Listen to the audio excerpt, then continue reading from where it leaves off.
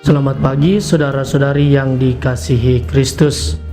Mari kita mengawali hari baru dengan mendengarkan firman Tuhan yang diambil dari Injil Lukas bab 8 ayat 1 sampai dengan 3. Tuhan bersamamu.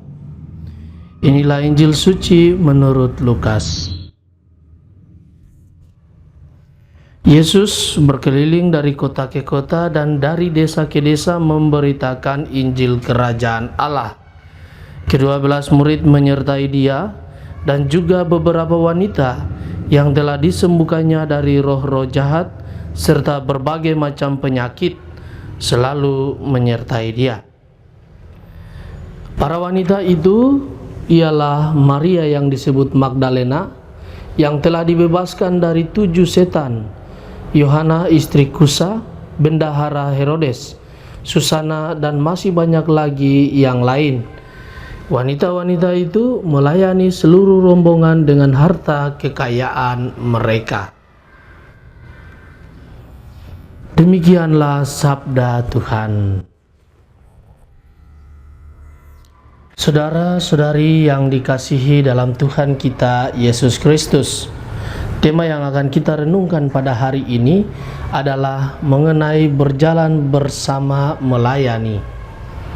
Saudara-saudari, peran dan kedudukan laki-laki serta perempuan sering menjadi perdebatan yang tak ada habis-habisnya. Perdebatan tentang perbedaan itu menjadi pembicaraan hangat dalam masyarakat sejak dahulu kala. Banyak yang beranggapan bahwa kaum perempuan bekerja di wilayah domestik, sedangkan laki-laki pencari nafkah. Dalam bidang agama pun perdebatan ini juga sering terjadi. Yesus sebagai seorang tokoh agama ikut masuk dalam persoalan ini, namun Yesus tidak memberi nasihat yang suci. Yesus melakukan dengan tindakan nyata. Pada saat orang Israel merendahkan martabat perempuan, Yesus justru mengangkat derajat perempuan dengan mengikut sertakan mereka dalam pelayanannya. Betapa indah persekutuan yang didasari kasih. Yesus, ke-12 murid dan perempuan-perempuan yang telah disembuhkan oleh Yesus dari roh jahat dan berbagai penyakit. Mereka berjalan bersama dan melayani dengan cara serta kebiasaan masing-masing. Mereka tidak menimbulkan keributan. Siapa identitas mereka dan apa perbedaan mereka? Mereka hanya peduli dengan misi yang diemban bersama Yesus, yakni bagaimana agar dengan peran masing-masing misi pewartaan kerajaan Allah itu bisa sampai pada semua orang. Untuk itulah mereka berjalan berkeliling dari kota ke kota dan dari desa ke desa. Bersama ke-12 rasul dan perempuan-perempuan dalam kitab suci, kita tentunya diajak berjalan seiring dengan misi kerajaan Allah yang dijalankan oleh Yesus sendiri. Saudara-saudari yang dikasihi Tuhan, hari ini gereja memperingati Santo Cornelius, Paus, dan Santo Cyprianus, Uskup. Santo Cornelius menerima tugas sebagai seorang paus pada tahun 251 karena cinta kepada Kristus walau dia tahu bahaya mengancam dirinya.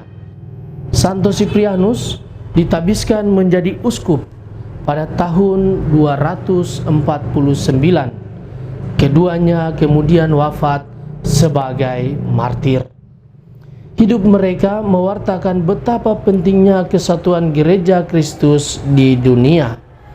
Perkataan yang baik, penghayatan kesetiaan, hidup suci dan cinta pada sabda Allah menjadi bentuk pewartaan efektif. Yesus membangun kerajaan Allah dalam kelompok manusia yang disebut rasul dan murid, laki-laki dan perempuan. Bersama para murid, Yesus berkeliling memberitakan Injil Kerajaan Allah. Amin.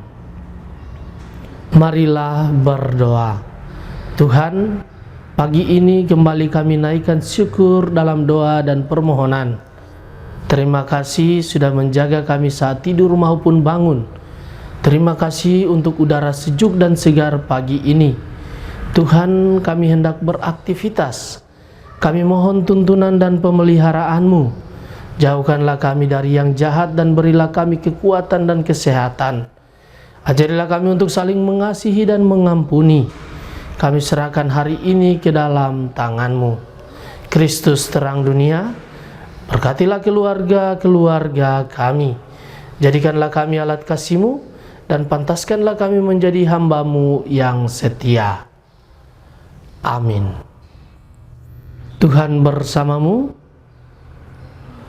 Semoga keluarga kita, orang-orang yang kita kasihi dan kita doakan, seluruh aktivitas kita di hari ini senantiasa dilindungi, dibimbing dan diberkati oleh berkat Allah yang kudus, Bapa dan Putra dan Roh Kudus.